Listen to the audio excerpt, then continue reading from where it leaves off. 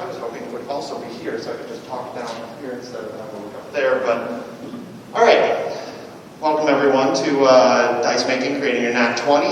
I'm Arcane Owl Dice. I will be your mystical guide through the wonderful art of resin works. I do have a lot of examples that I will be showing up here, and I do not bite, believe it or not. So if people in the back, you want to move up so you can see the stuff better, otherwise, that's also okay. Thought I'd put it out there. All right, so we'll just jump right into it. So I like to start all my panels with who the heck I am, because why should you listen to me? Why am I the de facto knowledge on dice? Well, like I said, Arcane Owl Dice. I've been doing this since 2019. It's kind of been a little bit of a COVID project of mine, and I really jumped in head first. But I've also been selling professionally and just doing commissions for dice since 2020. I'm an avid D&D fan. I've been playing since I was in grade school in the backyard of one of my friends. Started with AD&D, so if anyone out there played AD&D, I still don't understand THACO. I don't think I ever will.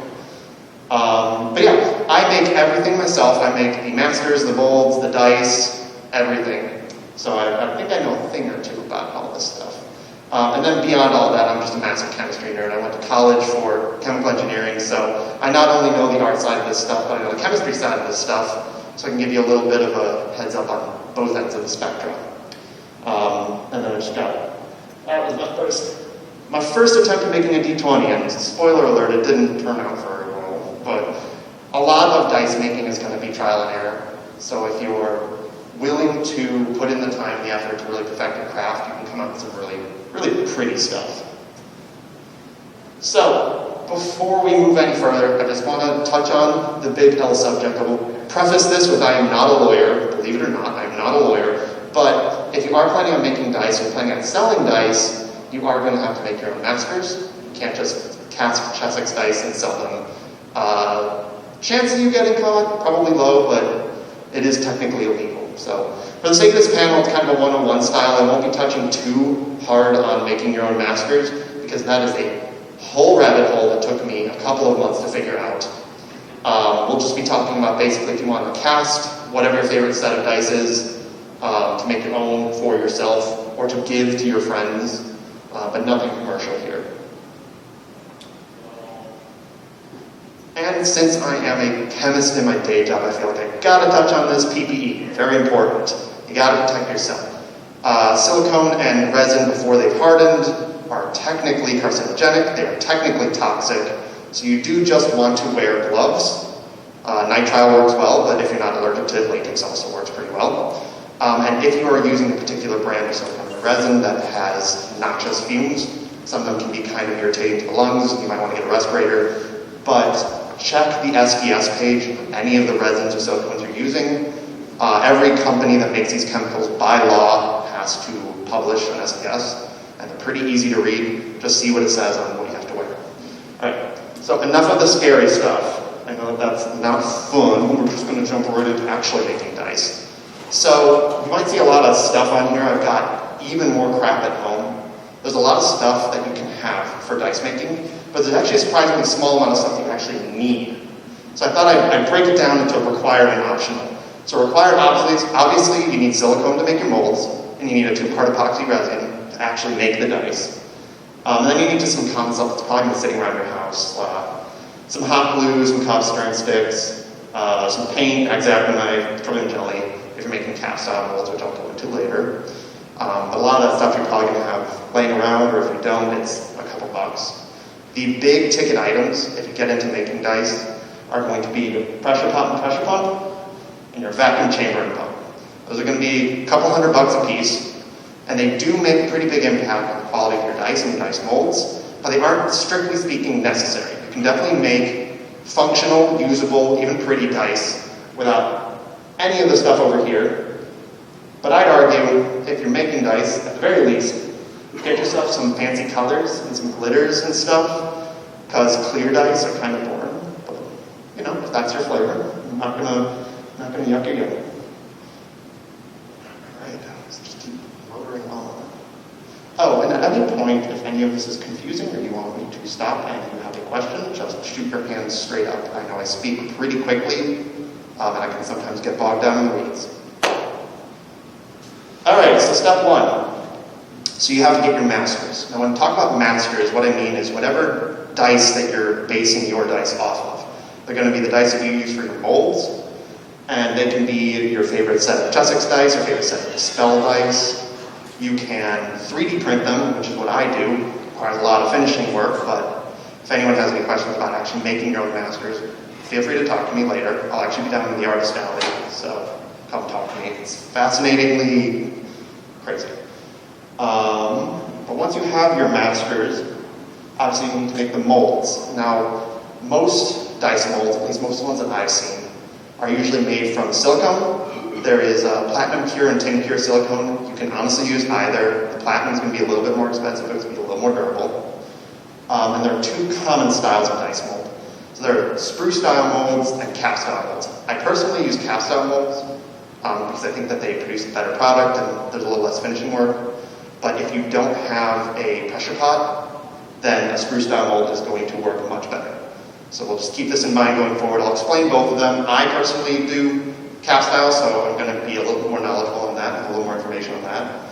But sprue is also equally good. All right, so we'll talk about making cap molds. So the first thing you're going to need is you're going to use supplies. You're going to need some packing tape, some paper tubes, your silicone obviously, and some hot glue. And the first thing you want to do is make sure your dice are very clean. You don't want any finger oils, grease, dust, anything, because whatever condition your dice are in, that's what the silicone is going to capture. So you want to make sure they're nice and clean, and there's nothing on there or in there that can mess it up. I recommend just using a little bit of soapy water, wash them off, dry them, then wipe them off with like a soft cotton towel or like a fiber towel. Works pretty well. You are going to cut a paper tube in half. I use toilet paper tubes because I've got a million of them, and they work just fine. They're big enough for dice. You're going to cut it in half, then you're going to tape or press the half down to a piece of tape. You're going to press your die into the inside of the tube, and then you'll actually use hot glue to seal the edges around the paper tube to make sure none of the silicone actually leaks out, because it will leak out, and I know that from experience. I tried to rush it once, and it was not good. There's a lot of silicone to clean up. You want to mix up enough, and I said enough resin, but I meant silicone. You want to mix up enough silicone to cover the die about a half inch to an inch, covering the top, especially if you're using a pressure pot, because that will actually compress the silicone down by compressing the bubbles inside. And you want to make sure that when you pop them out of the pressure pot or pop them out of wherever you're putting them to cure, you don't have exposed dice masters, because then obviously you don't have a useful mold. Optionally, after you mix your silicone, you can put it in a vacuum chamber. This is where a vacuum chamber does come in handy. That should help pull as many of the bubbles out of the silicone while it's still liquid as possible. And then after you pour it in, you can cure your molds in a pressure pot, which will also help compact any bubbles that are in there and push the silicone into the numbers of the dice. I recommend putting them in using a pressure pot at about 30 to 50 psi, but honestly, you can do anything that your pressure pot can support. And then after your silicone cures, you're just going to remove the tube, remove the tape.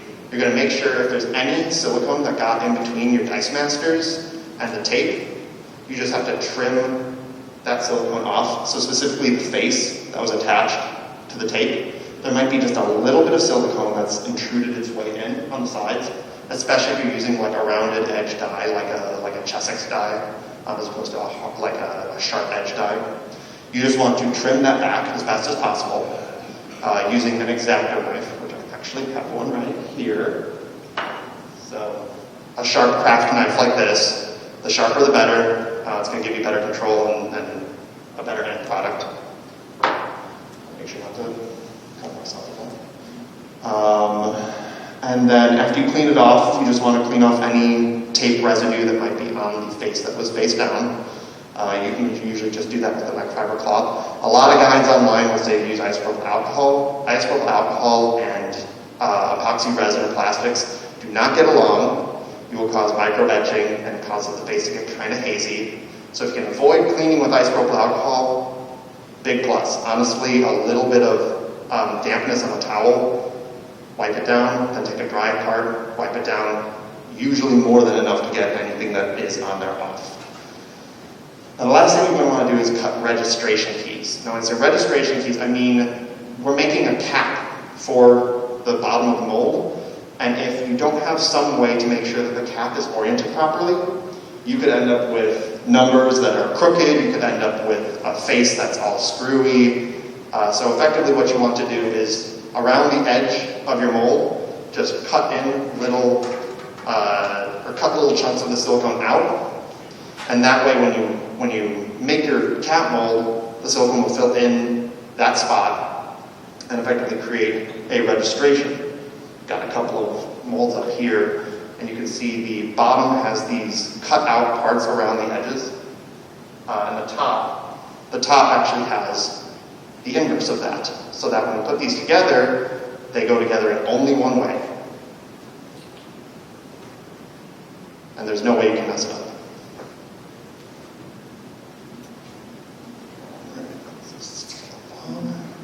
So the last step is you're going to want to spread some petroleum jelly on the silicone specifically, not the dye. Avoid getting any silicone or petroleum jelly on the dye, because it will cause the face to be rough.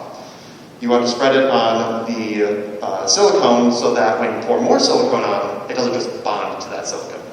You want to make effectively a break in the silicone so that when you demold it, it'll actually come apart to two pieces. And then you want to wrap the outside of the bottom of your mold in packaging tape, and this is just to hold in the silicone. Optionally, you can use little rubber bands to make sure you have a good seal. If you get a nice tight wrap of packaging tape, usually you're okay, but I was nervous on this one because it wasn't sticking very well, so I threw a couple little rubber bands on. Just don't put them on too tight or you can squeeze the mold in a weird way, and you can end up with some deformation. Alright, so then you just mix up some more silicone, put it on top, put it in a pressure pot if you got one, and when you're cured, if you do the petroleum jelly right, it should come apart, but usually there's one or two spots where the jelly just didn't get there or squeezed out of the way or something happened, and they'll be attached just barely. Now this is a case where it also helps. Just once again, take your utility knife, your craft knife, you pull the two pieces apart, and then you just cut whatever is attaching. Try to be as even as possible. You don't want any side of the mold to have more of the silicone, but honestly, so long as you get them apart, you're probably okay. Usually it'll show up right along the edges of the opening or in the cut registrations, but it's usually pretty easy to separate.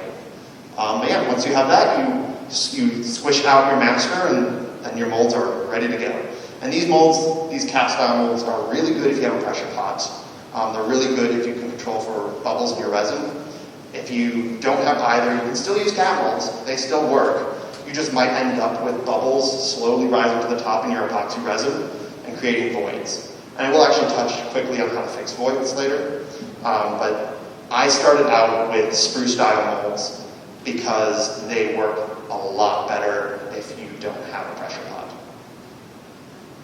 So we'll go over sprue molds. They're not my preferred method because it's very hard to get inclusions in, foils, glitters, etc. But they do work just as well. If you're just trying to make dice, they work absolutely fine. There's no problem with them. And the process is more or less the same. So the same thing, gather your supplies. You're going to need a small item for your sprue, but you won't need petroleum jelly. So a little bit of trade-off. But yeah, clean off your dice. You're basically going to, the idea is you're going to attach an item to your dice. In this case, I actually pulled this from a Ribinator video on YouTube, which if you want to know more about dice making, he has 1,000,001 videos. He's actually the guy that I watched who got me inspired to make dice, and he has a bunch of tutorials if you want refreshers later on. But what he did was he actually drilled a little hole in his masters, put a toothpick in, and then attached that to a D6 to use as a sprue. But honestly, you could just hot glue a stick right to the die. You can use, I actually used little 3D printed cones at one point. You can really get crazy with it. You're effectively just trying to create a reservoir. So if you can imagine a mold around this master, you're effectively going to have your dice area, a little bit of a funnel, and then a reservoir where the bubbles can bubble out and more resin can come in. But effectively it's the same. You're going to set this all up, you're going to glue your sprue to the bottom of a cup. Honestly, any Dixie cup will work. Just glue it to the bottom of a cup like this, and then you pour in your silicone, cure it optionally with a pressure pot, definitely helps. Then to remove the actual die, you basically will take a utility knife or a craft knife, cut down along the sprue, along the die, about halfway down on either side, and then you can pull the master out with the sprue, and then your mold is ready to go. It's a little bit quicker, it's one step instead of two, which does make it nicer, makes it a little more time efficient, but it does make inclusions a little harder to do. Alright, so now on to the fun part. Making molds is definitely the boring part. So if you get over that, you're going to have a fun time. Because now you get to actually make shiny anthrax, and it's fun. So for casting dice, you're just going to mix your resin. So I use, God, I can't remember the name, I think it's Chaos Resins, but there's 1,000,001 brands. You're just looking for a 2-part epoxy resin. I would avoid UV cure resins. They're hard to cure in any kind of silicone molds. But if you have clear ones, you can kind of get away with that. But a 2-part epoxy resin, you're going to put your equal parts, or whatever it says on the bottle. Most of them are 2 parts by volume. You will mix it for at least 5 minutes. If your hand starts to hurt, you're about there. It should be kind of a burn, but you really want to mix your resin really well, because if you don't mix it well when it cures, you'll get this like muddled, like if you've ever mixed oil and water, you get kind of that shimmer, and it won't cure properly, it ends up kind of soft. So really mix it well. You want your resin to look pretty clear by the time you're done. And you don't want to whip it. You want to avoid putting bubbles in as much as possible, because the less bubbles you end up with in your resin, the better your dice are going to look. I use about 40 milliliters, or about 32.6 grams of resin, 42.6 grams of resin in my dice. I find that that's about enough to do a full set of 8, because I have a little D2 coin. I'm sure you could probably use less, because my dice are a little oversized, but you'll definitely figure out what works for you. At this point, add in all the glitters and the sparkles and the shinies and whatever you want to do. I brought a whole bunch here, just stuff that you can put into your dice. You know, you got foils, you can do all sorts of glitters and inks, mica powders. There's just a world of stuff you can throw into your dice and really get crazy with it. You can come up with some very interesting stuff. Optionally, once you've mixed up your resin, you can go back to that vacuum pot or vacuum chamber I was talking about earlier. You can use that to get out some of the bubbles, and that definitely helps with the pouring phase, with the curing phase, to get clearer dice. So now that you have your resin, you're going to pour it into your molds. If you're doing a cap style mold, which this is a cap style mold, you will just pour it in, and then put a little bit of resin on the actual cap face of the mold to avoid any trapped bubbles. And then you smush them together and you throw them in the pot. For sprue style molds, you want to put some kind of tape or band, or you can even take the cup that you made it with and cut out just a little band of it, because you effectively want to hold the sprue mold together, because it will be split at one point. You want to hold it together so that none of the resin will come out and avoid any flashing. Fill up the dice mold, fill up your reservoir a little bit, because that will help with any bubbles or voids that might show up. And then similarly, put it into your pressure pot or put it into a curing chamber. So I put my dice into the pressure pot at actually 50 psi, but honestly anything above about 30 will be good. If you don't put your molds into a pressure pot, you can put them in the refrigerator. Cold temperature will actually slow down the reaction, the two-part epoxy reaction. And if you put them in the refrigerator, it'll slow it down to the point where it'll give the bubbles a little bit more time to release out of the epoxy resin. You might end up with clear dice. I personally haven't done that, but I've heard from other dice makers that it works pretty well. Alternatively, you can heat up your epoxy resin. You can put it in like a warm bath, the two parts before you mix them, to make it a little more liquidy so that the bubbles will come out naturally on their own. And I didn't actually put this in here, but if you're using cap molds, you can, after you pour the resin, you can quickly pass over them with a lighter to pop the bubbles that are on the surface. That helps a lot in avoiding bubbles. But you want to let them cure for the full time. The resin I use is a 12-hour cure and 48 hours to like full hardness. But it'll really depend on your resin. I've seen anywhere from a 5-minute cure to a full week cure. You just have to pick. Generally speaking, the slower they cure, the clearer the resin is. So I think about 12 to 24 hours is a good compromise of clarity and turnaround time. You don't have to sit there staring at the pressure pot or screen or they are waiting for your dice just soon. But then you just pop them right out. Hopefully they don't have any voids. Hopefully they all cured well. If you follow my steps, you should be good. But I'll touch real quickly. If there are any voids, which are like any large bubbles that have ended up near the top, I'll cover real quickly how to fix those later on. Finishing steps, if you have cap style molds and you use a pressure pot, you can usually just trim off any of the flashing, which is any of the silicone that's ended up between molds. You can usually trim that off with a utility knife. And then if you want to clean up the faces that are up against the fill face, you can use polishing papers or very, very fine grit sandpaper. I use these zone papers. They come in 30, 15, 9, 3, 2, and 1 micron polishing. Generally speaking, you probably only need like the 9 to the 1. The 30 is a little rough. But you can use those to polish up your faces. If you have a screw mold, here's where the ease of making the mold comes back to bite you, because the screw molds require a little bit more cleanup. You're going to end up with the screw wherever you filled it in, effectively the casting funnel where all the resin is poured into, that you'll have to trim off or cut off, or the way I used to do them, I ended up with a big cone on the top of my dice that I had to literally cut off with a drum and a rotating cutting bit.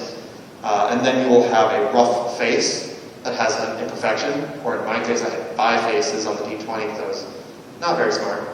And then you'll have to sand them down so that you can get them to match the clarity of whatever the rest of your dice is at. And that's where these zona papers will really come in handy. They actually sell a 6-piece pack that is 1 sheet of each of the grits. And 1 sheet you can usually cut into like 6 or so sheets. And try out what works for you, what method works best. But generally just carry through the grits. You'll be totally fine. Be careful. Sand check. I like to put the polishing papers on like a piece of glass, because then I know it's perfectly flat. And then the last step is inking. Now, inking will probably take you the longest of any of these steps. People always think that making the dice is the hard part, but the inking takes a long time. But it is a labor of love, and you end up with something very cool. I use acrylic paints.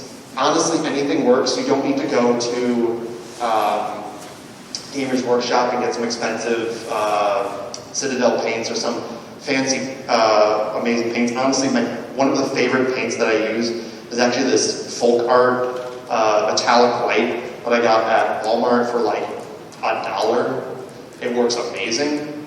But I've also got like this thing that I got at Target for $2, and I have some like nicer paints, and honestly anything that's a thinner acrylic paint will work just fine. You can also use enamel paints, but just know that they will be harder to clean off, especially once they dry. They'll bond much tighter. but acrylic paint should bond just fine. If they're a little thick and hard to get down into the numbers, you can water them down just a little bit with a couple drops of water. It will definitely help. But effectively, my method of painting dice, and I'll try and show with just a little example here. So my method of painting dice is effectively to slather on a whole bunch of paint, get it into the number as nicely and evenly as I can with as few bubbles as possible, let it dry, and then scratch anything that's on the surface that's not in the number. You should be able to scratch it off after it's dried, if you don't let it sit too long, and you should be just fine. Remember that more coats is better. Just like painting your wall, painting anything, doing a couple of light coats is going to be much better than one big thick coat, especially as far as the end quality will be. But I generally just paint it on, let it dry, scratch it off. You can also paint it on and wipe it off with your thumb. But I find that sometimes it gets into like any little scratches you might have on the surface. So I personally like to let it dry and scratch it off. You will probably require more than one coat, but it really does depend on the ink. That's where nicer inks will help. Nicer inks, you usually only have to do one coat, maybe two. Some of these cheaper inks may take 2, 3, 4 coats. So, that's a choice you're going to have to make. And that's it. You're all done. You've got your dice. They're pretty, and everyone's impressed. And they're, wow, you made your own dice? That's awesome. You can flex on all of your friends at your D&D game, your, gosh, I played way too much D&D, I don't remember the other tabletops. Pathfinder, yes, Pathfinder, or Call of Cthulhu, whatever. Whatever tabletop you're playing, you can flex on them and go, wow, I made these myself. And you can post pictures on Instagram or Twitter or Facebook or whatever, and tag me because I want to see what you make. I always love when I teach people how to do things and then they do them and they show them, oh, I made this. Warms my heart. But yeah, they're all done. Some quick tips and tricks, just stuff that I haven't gone over otherwise, but will help you. So if you have voids in your final dice, so little bubbles, not little bubbles, big bubbles that have risen to the surface and caused a big void on the face, what you can do is, if you're opening up your screw mold or pop off your cap mold, you see the void, mix up just a little bit of extra resin, pour it into the void as best as can, try to avoid any bubbles. Put the cap back on, close the screw mold back up, let it cure. You can usually fix voids pretty easily that way. There's not going to be any issue with bonding. And then if you get any resin on anything, clothes, hair, I've actually, when I had longer hair, one time I was mixing up resin, leaned over, dumped my hair into a big bowl of resin, which was not fun. This is the one case where isopropyl alcohol is your best friend. Isopropyl alcohol will help dissolve uncured resin, and it should help get it off of your skin, off of your hair, off your clothes. Like I said before, many thinner coats of ink work better than one thick coat. There's a big one that I definitely learned by doing. It just works better. And just as a final thing, if you're putting anything into your dice, really any kind of inclusion, epoxy resin has roughly a density of 1.1 gram per milliliter. Water is 1 gram per milliliter, just for reference. And certain pieces you're going to put in might have higher or lower density and might float or sink accordingly. If you're going for glitter, just know that most glitters are made of heavier materials than epoxy resin, so they will sink to the bottom. I've found that polyester glitter is pretty close in density to epoxy resin. It will still sink, but it won't fully sink, so you can almost end up with like a bit of a gradient effect, especially if you have other inclusions that will kind of hold them up a little bit. Polyester glitter works best. If you're just going for sparkly, mica powders actually work very, very well because they are so fine that they will not settle out. And then certain things, I think I made a set that had a little plastic gem that I got in like I can't even remember where, but like a little plastic gem, and that plastic gem was made of some plastic that was much lighter than epoxy resin actually floated to the top. So just keep density in mind. Generally, the chunkier the glitter, the more likely it will sink to the bottom. some shameless self-promotion. Once again, I'm Arcane Owl Dice. I'll be selling in the Artist Alley, just downstairs around the corner. You go past the dealer's den, I'll be sitting there with a bunch of pre-made sets of dice. I also do custom commissions of your character, D&D, Persona, I can do mood boards, really just about anything. If you'd rather just check out my stuff online, you can go to arcaneowldice.square.site. I'll also have business cards and stuff at my table down at the Artist Alley. You can go talk to me about anything. I love talking about dice with people because it is the perfect combination for a nerd like me of artistry and chemistry. And I think it's so much fun, and I want all of you guys to try it if possible. But if you decide, I don't know if I want to actually make dice, I think I just want to buy dice. I do have, in my opinion, very pretty dice that are all for sale.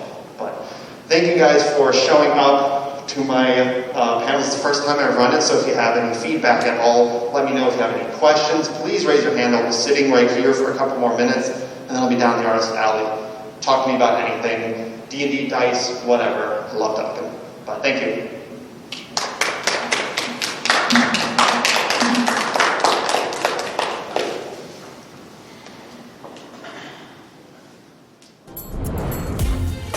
Silver Gattoman, he bought me a coffee. Silver Gattoman, here is the song for thee.